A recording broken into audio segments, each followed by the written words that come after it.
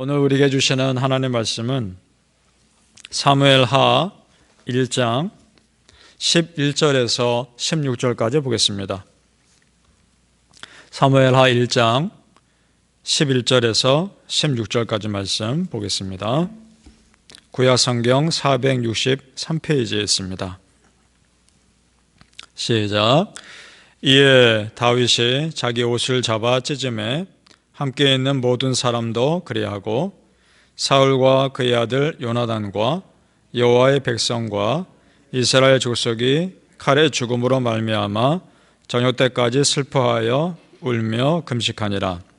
다윗이 그 소식을 전한 청년에게 묻되 너는 어디 사람이냐? 대답하되 나는 아말렉 사람 곧 외국인의 아들이니이다 하니 다윗이 그에게 이르되 네가 어찌하여 손을 들어 여호와의 기름 부음 받은 자 죽이기를 두려워하지 아니하였느냐 하고 다윗이 청년 중 한 사람을 불러 이르되 가까이 가서 그를 죽이라 하매 그가 침에 곧 죽으니라. 다윗이 그에게 이르기를 네 피가 네 머리로 돌아갈지어다. 네 입이 네게 대하여 증언하기를 내가 여호와의 기름 부음 받은 자를 죽였노라 함이니라 했더라. 아멘. 오늘 새벽에 예배하시는 은혜가 우리 성도님들 모두에게 함께 하시기를 예수님 이름으로 축복합니다. 아멘. 자, 오늘 사무엘하입니다. 자, 이 바로 전까지 사무엘상 마지막 부분의 스토리를 한번 정리를 해보겠습니다. 그때 다윗이 어떻게 했나요? 사울 왕의 죽음의 위협을 피해서 블레셋에 도망갔습니다.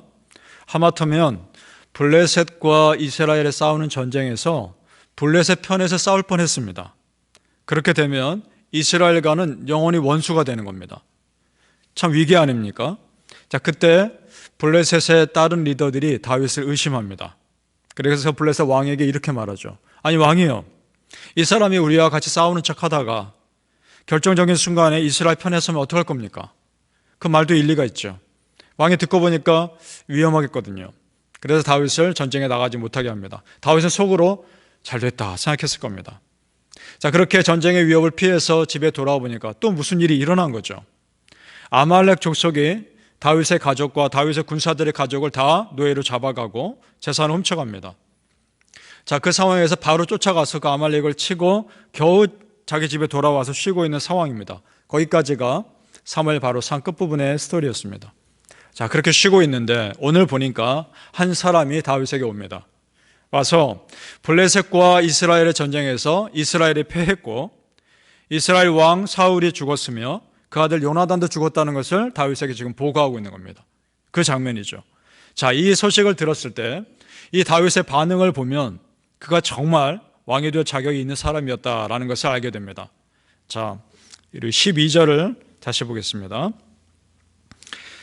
사울과 그의 아들 요나단과 여호와의 백성과 이스라엘 족속의 칼의 죽음으로 말미암아 저녁 때까지 슬퍼하여 울며 금식하니라. 아멘. 자신을 그렇게 죽이려 했던 사울 왕이 죽었다는 소식을 듣고 기뻐하지 않습니다. 오히려 괴로워하죠. 그것도 사실은 이해가 갑니다. 지금 다윗은 블레셋 족속의 몸을 피하고 있는 상황이죠. 그런데 그 블레셋에 의해서 그 블레셋이 이스라엘을 이긴 것이고 자기는 지금 블레셋에 있는 그 상황이 너무나 안타깝고 자기 조국에는 미안한 거죠. 그리고 기름 부음 받은 왕이 죽었고 자기 그렇게 친했던 믿음의 사람 요나단도 죽었습니다. 괴로울 수밖에 없죠. 자, 그런데 여러분, 그런 상황을 다 떠나서 정치적으로만 보면 지금 이 상황은 오히려 다윗에게 유리한 겁니다. 그동안 다윗을 죽이려는 왕이 이제는 없고 다윗이 이스라엘 왕이 되는데 방해되는 조건은 없습니다. 오히려 정치적으로 보면 유리합니다. 그러나 그런 상황 다 떠나서 개인적인 유익과 상관없이 다윗은 정말 나라를 걱정하고 있는 겁니다. 그가 어떻게 이렇게 큰 믿음의 그릇이 됐을까? 그것을 오늘 보려고 하는 겁니다. 사실 그 전에 이미 그는 사울 왕을 죽일 수 있는 기회를 2번이나 포기하죠.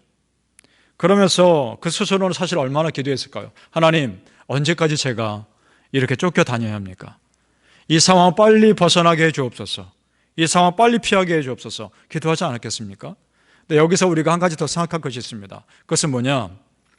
하나님도 다윗을 그 상황에서 빨리 벗어나게 하고 싶지 않았겠습니까? 그러셨을 겁니다. 그런데요, 사울왕처럼 실패한 왕이 되면 안 되니까, 그는 정말 훌륭한 왕이 되어야 하니까 그에게 훈련의 시간을 허락하신 것입니다. 그리고 그런 시간을 견딘 것이죠. 우리 성경에서 이렇게 믿음의 훈련의 시간을 아주 혹독하게 겪은 또 한 사람, 우리 잘 아는 사람, 요셉 있지 않습니까? 다윗과 요셉의 삶은 참 비슷합니다. 어떤 면에서 비슷하냐? 오랜 훈련의 시간을 거치고서야 하나님이 두 사람을 세우십니다. 그리고 두 사람 다 공통점 또 하나는 뭐냐 하면 자기를 그렇게 힘들게 했던 사람들을 미워하지 않습니다. 요셉이 자기 형들에게 이렇게 말하죠. 창세기 45장 5절입니다. 당신들이 나를 이곳에 팔았다고 해서 근심하지 마십시오. 하나님이 생명을 구원하시려고 나를 당신들보다 먼저 보내셨나이다. 왜 이런 말을 하냐면 자기 아버지 야곱이 죽고 나서 형들이 이제 불안한 겁니다. 아버지가 없으니까 우리가 노예로 팔았던 요셉이 우리를 함부로 하면 어떻게 할까? 그걸 요셉이 들은 겁니다. 듣고서 이런 말을 위로하는 거죠. 창세기 50장에 보면 또 이렇게 위로합니다. 당신들은 나를 해하려 하였으나 하나님은 그것을 선으로 바꾸사 오늘과 같이 많은 백성의 생명을 구원하게 하시려 하셨나니. 아멘. 이 모든 것을 하나님의 섭리로 받아들입니다. 그 믿음의 그릇이 참 크지 않습니까? 다윗도 마찬가지입니다. 다윗도요, 그 죽었던 사울왕과 요나단에 대해서 그가 이렇게 말합니다. 이렇게 다윗이 평가하며 정리하고 있는 거죠. 우리 23절을 같이 보겠습니다. 다윗이 뭐라고 하는지 잘 보십시오. 23절에요. 시작. 사울과 요나단이 생전에 사랑스럽고 아름다운 자이러니 죽을 때에도 서로 떠나지 아니하였도다. 그들은 독수리보다 빠르고 사자보다 강하였도다. 아멘. 자기를 그렇게 미워했고 그렇게 죽이려 했던 사울왕을 어떻게 이렇게 표현할 수 있을까요? 사울과 요나단은 생전에 사랑스럽고 아름다운 자였다라고 표현하고 있지 않습니까? 자, 어떻게 이것이 가능할까? 그것은 여러분, 다윗이 정말 기도의 사람이었기 때문에 가능한 겁니다.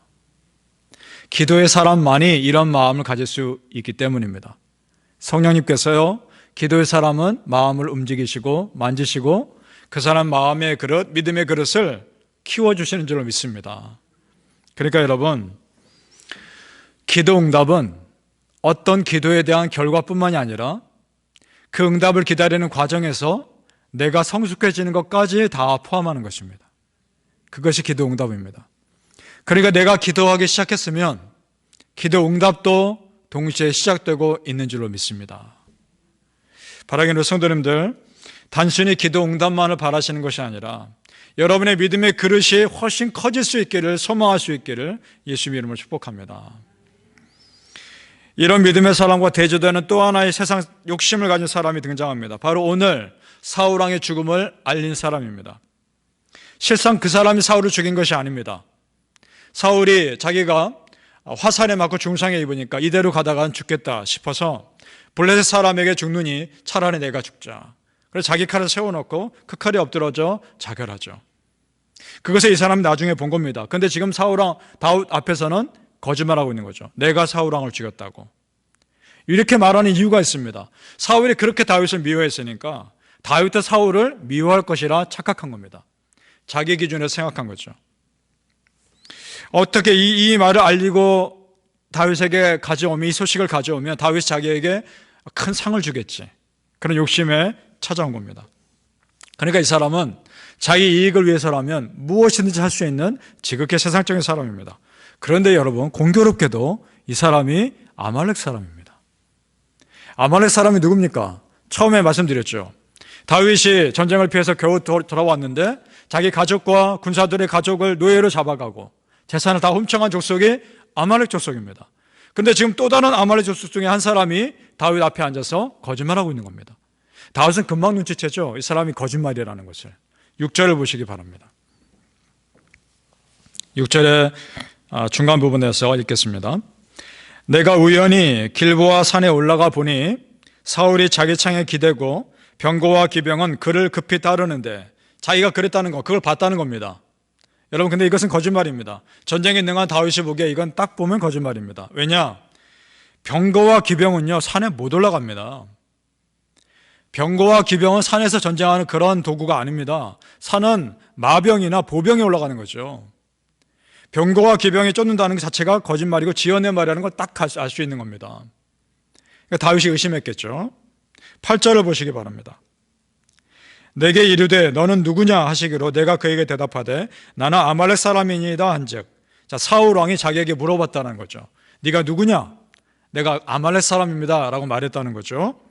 자, 9절에서 10절을 봅니다. 중간 부분부터 청하건대 너는 내 곁에 서서 나를 죽이라 하시기로 그가 엎드러진 후에는 살 수 없는 줄을 내가 알고 그의 곁에 서서 죽이고 그의 머리에 있는 왕관과 팔에 있는 고리를 벗겨서 내 주께로 가져왔나이다. 사울이 자기를 보고 자기한테 죽여달라라고 말했다는 겁니다. 이것도 다윗이 보기에 말이 안 되는 겁니다.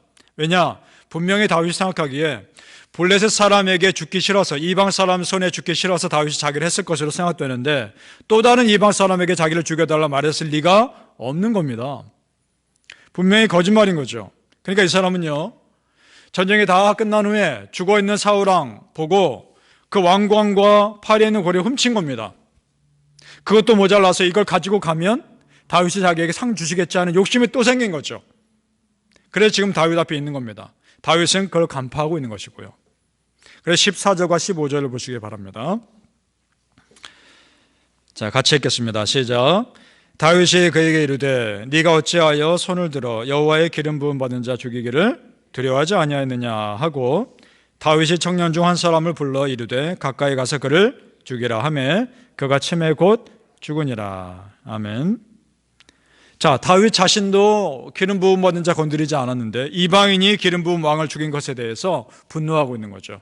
자, 여러분, 이것을 다윗이 너무 심하게 반응한 거 아닌가라고 생각할 수 있지만 그렇지 않습니다. 이것은 공의로운 심판입니다. 다윗에게 있는 거룩한 분노였던 겁니다. 그리고 하나님의 입장에서 이 상황을 보고 있는 거죠. 하나님 나라가 다윗에겐 먼저였던 것입니다. 사랑하는 성도님들, 내 유익이 먼저가 아니라 하나님 나라를 먼저 생각하고 그 하나님 나라의 입장에서 우리가 모든 일을 할 수 있는 믿음의 그 여유와 믿음의 큰 그릇이 여러분 안에 있기를 예수님의 이름으로 축복합니다. 아멘. 기도하시겠습니다. 아버지 하나님, 은혜를 감사합니다. 오늘 이 상황 가운데 우리가 어떤 믿음의 사람으로 서야 할지 생각해 보게 됩니다. 하나님, 우리가 정말 하나님 앞에 욕심 피우지 않게 하시고 진실하게 하여 주옵소서. 하나님 나라 입장을 먼저 생각하게 도와주시고 하나님 나라가 허물어지는 것에 대해서 안타까워하는 마음이 우리에게 있게 하여 주옵소서. 비록 나를 죽이려고 하고 나를 그렇게 싫어하는 사람이었다 할지라도 그 사람에게도 좋은 말을 해줄 수 있는 큰 믿음의 그릇이 우리 안에 있게 하여 주옵소서. 성령님, 우리 마음을 그렇게 만져 주옵소서. 우리 마음을 그렇게 바꿔 주옵소서. 그래서 예수님 마음 닮는 우리 모든 성도님들 다 될 수 있도록 축복하여 주시옵소서. 예수님 이름으로 기도합니다. 아멘.